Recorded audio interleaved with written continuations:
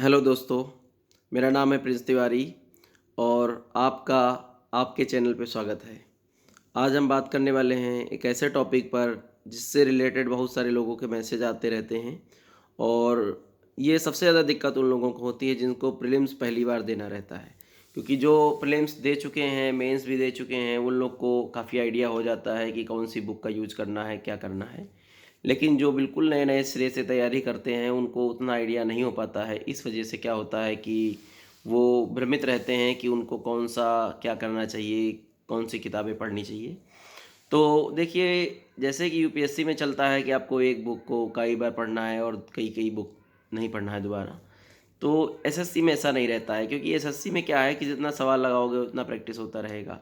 लेकिन कोशिश करिए कि रिलेवेंट सवाल ही लगाओगे तो ज़्यादा सही रहेगा। तो मैंने कौन-सी बुक पढ़ी थी, देखिए वो समय अलग था। उस समय पर क्या था, पीडीएफ नहीं उपलब्ध रहते थे। प्रीवियस ईयर के लिए आपको सिर्फ़ प्रीवियस ईयर की बुक लेना पड़ता था। उसमें क्या रहता था कि किरण पब्लिकेशन की एक बुक रहती थी। उसमें शायद क्वेश्चन वाइज़ रहता था, मतलब मैंने उसका यूज़ नहीं किया, तो मुझे आइडिया नहीं। और दूसरी आती थी 7300 या 9700, वो राकेश यादव सर की रहती थी। उसमें क्या रहता था कि बहुत सारे सवाल रहते थे एक साथ में टॉपिक वाइज़, तो आप उसको कर लेते थे। फिर लेकिन क्या है कि उससे तैयारी बिल्कुल नहीं हो पाती थी। फिर लोग क्या करते थे कि जैसे मैंने क्या किया था कि एक केडी कैंपस की बुक थी, 2 आती थी, एक अरिथमेटिक की और एक दूसरी वाली आती थी। से फर्स्ट पार्ट उससे कर लिया, सेकंड पार्ट उससे कर लिया। लेकिन उसका जो क्वेश्चंस का लेवल रहता था वो काफ़ी लो रहता था, जिससे कि आप ऐसा नहीं कह सकते हो कि उसको पढ़ लिया आपका काम हो गया। तो आपको मैंने कौन सी बुक रिकमेंड की, पहली बात जो मैंने यूज़ किया है मैं वही रिकमेंड करूँगा, और दूसरी बात ये है कि जो बुक अवेलेबल है मार्केट में उन्हीं में आप बात करोगे। और दूसरी बात ये भी है कि आप बुक इतना नहीं है कि मतलब कि ये बता दिया गया आप यही यूज़ करोगे तभी आपका सिलेक्शन होगा। सिलेक्शन तो आपका दूसरी तरीके से भी हो सकता है, लेकिन अगर आप कुछ बुक को सिलेक्शन के लिए आप सेलेक्ट कर लोगे कि ये बुक हम पढ़ेंगे तो मेरा सिलेक्शन हो जाएगा, आपका हो जाएगा। तो सबसे पहले बात करते हैं कि 2 बात कर चुके हैं, एक है राकेश यादव सर की 7300 या 9700, और दूसरी बुक हो गई ये केडी कैंपस टाइप वाली जो कोचिंग के या पैरामाउंट की भी रहती हैं, एक बुक 2 बुक, उसकी 2 बुक रहती हैं। उसको आप ब्रीफ में पढ़ लेंगे तो आपको एक ब्रीफली आइडिया हो जाएगा कि क्या सिलेबस है, क्या पैटर्न है, ये सब आइडिया हो जाएगा। थर्ड नंबर पे आपको राकेश यादव सर के जो क्लास नोट्स आते हैं वो आप रीयूज़ कर सकते हो।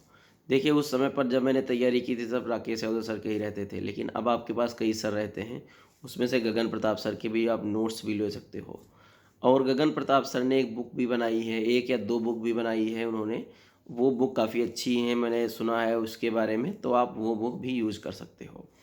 तो जितनी भी बुक हुए आप गिनते रहना। और उसके बाद में एक अभिनय सर की भी बुक आती थी पहले, वो कुछ ज़्यादा चल नहीं पाई थी, लेकिन वो बुक अच्छी थी, मैंने देखा था, तो आप वो बुक यूज कर सकते हो मैथ के लिए।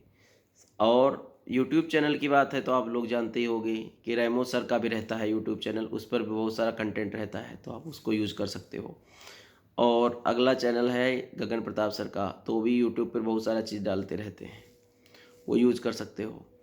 थर्ड नंबर पर मैंने क्या किया था कि जैसे बहुत सारे यूट्यूब चैनल रहते हैं वो प्रीवियस ईयर का क्वेश्चन करवाते हैं। जैसे पहले एक पाठशाला चलता था, या फिर एसएससी रैंकर्स, बहुत सारे ऐसे चैनल रहते थे जिनके बारे में हम लोग उतना ज़्यादा जानते नहीं हैं, लेकिन वो लोग भी अच्छा काम करते हैं। तो उसमें से हम लोग क्या करते थे कि यूट्यूब चैनल पर हम पढ़ लिया करते थे प्रीवियस ईयर का। या फिर और ऑप्शंस ऐसे रहते हैं कि जैसे आप टफ सीरीज एक गगन प्रताप सर ने स्टार्ट किए थे, उससे आप पढ़ सकते हैं। या फिर एक आप रैंडम सवाल भी पढ़ सकते हैं, रैंडम तरीके से कहीं से यूट्यूब से ढूंढ लिया, वो वीडियो देख सकते हैं।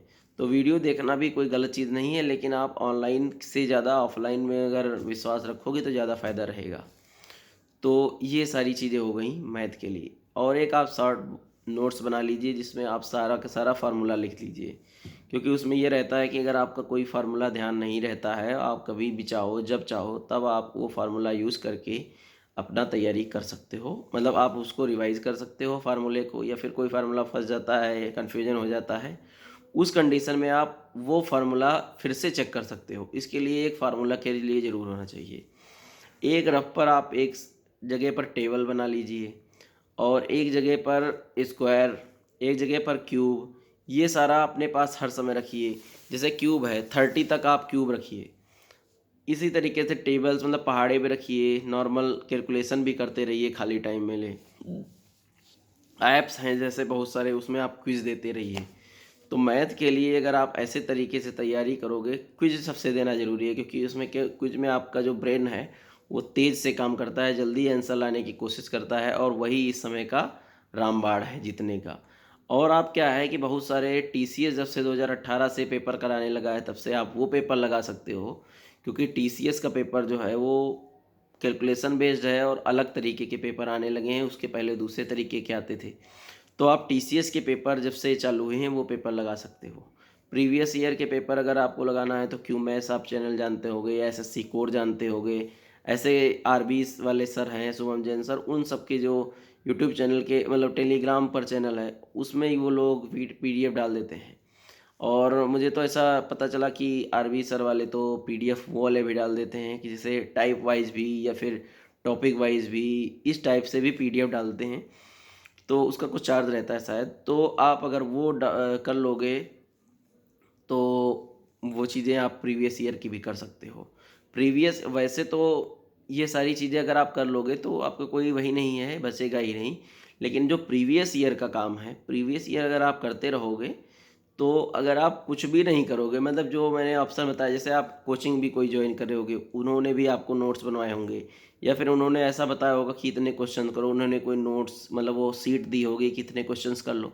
आप वो तो करोगे ही करोगे, लेकिन अगर आप कुछ भी नहीं कर पा रहे हो, एक बार सरसरी निगाह से सिलेबस पूरा कर लिया और फिर लग गए मॉक टेस्ट लगाने में, तो अगर आप मॉक टेस्ट लगाते रहोगे तो आपका काम हो जाएगा। और अगर आपने वीडियो सब्सक्राइब वो चैनल सब्सक्राइब ना किया हो तो सब्सक्राइब कर लो।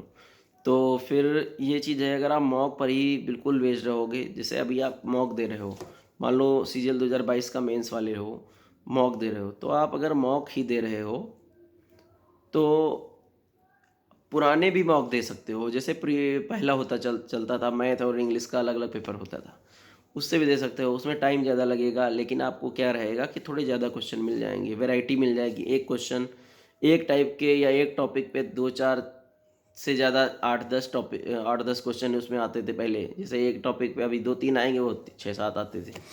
तो इस तरीके से अगर आप करोगे, जैसे आप मॉक लगा लिए, फिर उसके बाद में कैलकुलेशन बढ़ाने के लिए क्विज देते रहो। खाली टाइम में आप क्या कर सकते हो कि पेन उठाया और कुछ ना कुछ गुणा भाग कर रहे हो, उससे कैलकुलेशन बढ़ जाएगी। तो यही सारी चीज़ें अगर आप करते रहोगे तो आपका अच्छा हो जाएगा। अगर आपको कोई और क्वेरी बचती हो तो आप कमेंट करके पूछ सकते हो, मैं रिप्लाई कर ही देता हूँ जनरली। और ठीक है, नमस्कार दोस्तों फिर।